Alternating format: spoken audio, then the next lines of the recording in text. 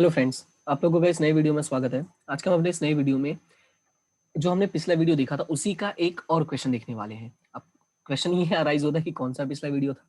तो पिछले वीडियो में हम लोगों ने ये देखा था कि जब चीजें साथ में होती हैं, यानी व्हेन द थिंग्स ओकर टुगेदर, राइट, या ऑब्जेक्ट्स ओकर टुगेदर, उसमें हमने एक गर्ल्स और बॉयज वाला क्वेश्चन किया था। यहाँ पे भी सेम एक क्वेश्चन और सॉल्व करने वाले हैं, जिसमें हम ये देखेंगे जब कुछ चीजें अगर साथ में होती हैं तो how can we arrange the things, right. तो यहाँ पे मैं टाइम ज्यादा वेस्ट नहीं कर रहा हूँ, सीधा मेन पॉइंट पे आता हूँ, मेन क्वेश्चन पे आता हूँ, और इसी के बेस पे हम लोग धीरे धीरे इसको सॉल्व करेंगे, राइट। तो यहाँ पे देखो क्या लिखा हुआ है, there are three different books of Gujarati. क्या लिखा है? There are three different books of Gujarati, four different books of English and four different books of Sanskrit on a table. Okay, एक टेबल रखा हुआ है, जैसे कि मान लो ये रहा तुम्हारा टेबल, और उस टेबल पे तीन गुजराती, राइट, चार इंग्लिश एंड चार संस्कृत, इस तरह के बुक्स रखे हुए हैं। ओके, अब ध्यान से समझो कि इस तरह से कुछ बुक्स है। अब आगे बोला है in how many ways these books can be arrange. देखो क्या बोला है, how many ways these books can be arrange such that the books of each subjects are together. यानी कि जब भी मतलब ऐसा अरेंजमेंट करना है कि जो भी सब्जेक्ट्स हैं वो सब साथ में रहे, मतलब गुजराती वाली गुजराती के साथ, इंग्लिश वाली इंग्लिश के साथ, संस्कृत वाली संस्कृत के साथ, राइट। यानी वो अपना गोल नहीं छोड़ सकते हैं। तो यहाँ पे देखो मैं क्या करता हूँ, सबसे पहले मैं तीन गुजराती वाली बना देता हूँ, तीन Gujarati books, okay, and three four English book, one two three and four, and again four Sanskrit, एक दो तीन एंड चार। ओके, तो मैंने क्या किया, अलग अलग बुक्स को मैंने यहाँ पे नाम दे दिया, one two and three, one two three and four, one two three and four. Okay, तो ये हो गया हमारी बुक्स टोटल। अब ध्यान से समझो, क्वेश्चन में बोला है how many ways these books can be arrange. सबसे पहले तो टोटल बुक्स कितने हमारे पास वो चेक कर लो, चार तीन सात तीन 10 बुक्स है हमारे पास टोटल। कितने बुक्स है हमारे पास टोटल? 10 बुक्स हैं। लेकिन एक मिनट, 10 बुक्स हैं, बात तो सही है। अब ध्यान से समझो इस बात को। सबसे पहले हमें करना क्या है, हमें ये करना है कि इन बुक्स को अरेंज करना है, बात सही है, लेकिन ऐसे अरेंज करना है कि जो सब्जेक्ट वाली बुक है ना, वो हमेशा क्या रहेंगे, साथ में रहेंगी। अब ध्यान से समझो, तो सबसे पहले मैं बात करता हूँ गुजराती को, तो इसको मैं क्या मान लेता, एक यूनिट मान लेता हूँ। याद होगा मैंने कहा था कि जब भी कोई चीज साथ में रहने वाली होगी तो उसको हम क्या मान लेंगे, एक यूनिट। तो इंग्लिश वाली बुक को भी मैं क्या मान लेता, एक यूनिट। और उसी तरह से सेम टू सेम मैं संस्कृत वाली बुक को भी क्या मान लेता, एक यूनिट। इसका मतलब ये हुआ कि ध्यान से देखा जाए तो अब मुझे सिर्फ तीन बुक ही अरेंज करनी है, राइट। इट मींस कि अगर मैं अब एक ऑर्डर दूंगा तो ये आपस में सेट हो जाएंगे। मैं इंग्लिश बोलूंगा तो चारों इंग्लिश वाले साथ में आ जाएंगे, मैं संस्कृत बोलूंगा तो चारों संस्कृत वाले साथ में आ जाएंगे। इट मींस कि देखा जाए तो मेरे पास सिर्फ तीन ही बुक है, राइट। जैसे मैंने कहा था कि आदि मानो एक ही यूनिट है, राइट, कोई चाचा कोई भतीजा नहीं है। इन सेम वे यहाँ पे भी बात आ जाती है। तो अभी ध्यान से समझो कि एक दो तीन, टोटल मेरे पास कितने बुक्स हो गए, तीन अलग अलग बुक्स हो गए, यानी ये तीन यूनिट हो गए। एक काम करते हैं, मैं बुक्स नहीं लिखता हूँ, मैं तीन यूनिट लिखता हूँ, that will be much better, कोई कंफ्यूजन क्रिएट नहीं होगा। तो यहाँ पे मैं लिख दूंगा कि मेरे पास टोटल कितने यूनिट हो गए, तीन यूनिट हो गए। अब ध्यान से समझना कि ये जो तीन यूनिट है, तीन बुक्स हैं, ओके, इनको मैं कितने वेज में अरेंज कर सकता हूँ, तीन अलग अलग वेज में मैं अरेंज कर सकता हूँ। ध्यान से समझना कि ये जो मैंने यूनिट्स एज्यूम किया है, ये टोटल कितना है, थ्री है, और इन तीनों को मैं तीन अलग अलग वेज में अरेंज कर सकता हूँ। ये है मेरा पहला option. Now understand this one.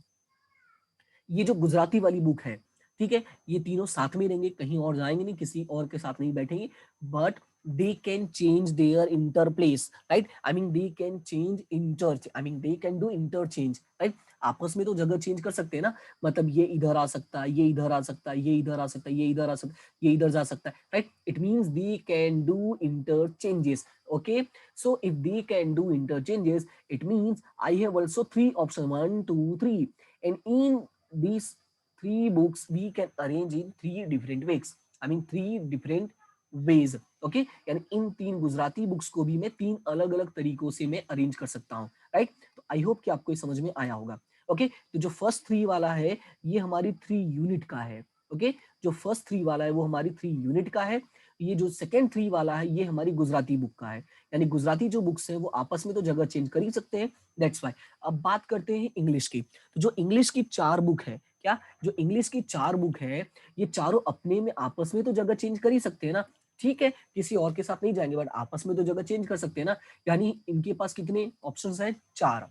Okay, इनके पास है टोटल 4 बुक हैं, और ये चारों के चारों बुक 4 अलग अलग तरीकों से अरेंज कर सकते हैं। इट मीन्स कि जो इंग्लिश वाली बुक्स हैं उसके लिए भी हमारे पास क्या हो गए? 4P4 ऑप्शन हैं, यानी 4 बुक्स को 4 डिफरेंट वेज में अरेंज कर सकते हैं, राइट। तो आई होप कि आपको ये वाला भी क्लियर हो गया होगा। अब इसी के साथ बात करते हैं संस्कृत वाली बुक्स की। तो संस्कृत वाली बुक्स को अलग नहीं करना है, but they can change inter I mean they can do interchange, right. If they can do interchange it means कि इन चारों बुक्स को भी मैं 4 अलग अलग वेज में मैं अरेंज कर सकता हूं। तो ये हो गया मेरा संस्कृत। ओके, ये मेरा हो गया संस्कृत वाली बुक। तो आई होप कि आपको ये समझ में आ गया होगा। ये जो टुगेदर वाला अरेंजमेंट है ये बहुत ही सिंपल है। आई होप कि ये तीनों पॉइंट क्लियर हो गया। मैं फिर से एक्सप्लेन करता हूँ फास्ट फॉरवर्ड में। हमारे पास 3 अलग अलग सब्जेक्ट्स की बुक है, गुजराती, इंग्लिश और संस्कृत। ओके, तो एक टेबल पे रखा हुआ, इनको बोला है कि हमें अरेंज ऐसा करना है कि ये जो बुक्स है ना अलग अलग नहीं होनी चाहिए। मतलब गुजराती वाली गुजराती सेक्शन में, इंग्लिश वाली इंग्लिश सेक्शन में, और जो संस्कृत वाली वो संस्कृत सेक्शन में ही रहे। ठीक है, अलग अलग नहीं करना है। अब ध्यान से समझो। तो मैंने क्या किया, इस तीनों गुजराती को मैंने 1 यूनिट मान लिया, और चारों इंग्लिश को मैंने 1 यूनिट मान लिया, चारों संस्कृत को मैंने 1 यूनिट मान लिया। मतलब ये हुआ कि मेरे पास 3 यूनिट है, राइट। इन चारों को उठा के एक साथ एक जगह रख दूंगा, इन चारों को उठा के एक साथ, इस तीनों को उठा के एक साथ, यानी जहां भी जाएंगे ये सब एक बंडल में रहने वाले हैं। ओके, तो जब एक बंडल में है मतलब 3 है, 3 तरीके मतलब 3 चीजें हैं, और इन 3 चीजों को मैं 3 अलग अलग वेज में अरेंज कर सकता हूँ। तो ये हो गया मेरा पहला ऑप्शन। ओके, बात करते हैं फिर Gujarati book, but they can do interchange. Okay, if they can do interchange it means 3P3, यानी ये 3 जो बुक्स है वो 3 अलग अलग वेज में अपना जगह चेंज कर सकते हैं। इन द सेम वे ये जो 4 इंग्लिश की बुक है ये 4 अलग अलग वेज में अपना जगह चेंज कर सकते हैं। इन द सेम वे ये जो 4 संस्कृत की बुक है they can do interchange, it means 4 अलग अलग तरीकों से अपना जगह चेंज कर सकते हैं। ओके, तो आई होप कि आपको ये समझ में आ गया होगा। तो जब ये चीजें क्लियर हो गई तो अब इसको बस तुम्हें क्या करना है, सॉल्व करना है। तो 3P3 that will be NPR n factorial n minus r, that will be okay n minus r factorial। Okay, तो 3 factorial n minus r 0 factorial. Okay, और सबको साथ में रखना है, दैट्स व्हाई एंड आया, यानी सबको रखना है। Okay, and means multiplication. Okay, तो 3P3 that will be 3 factorial, 3 minus 3 that will be 0 factorial, 4 factorial, 4 minus 4 that will be 0 factorial, 4 factorial, 4 minus 4 that will be 0 factorial. It means ultimately answer क्या आएगा? 3 factorial, 3 factorial, 4 factorial and 4 factorial.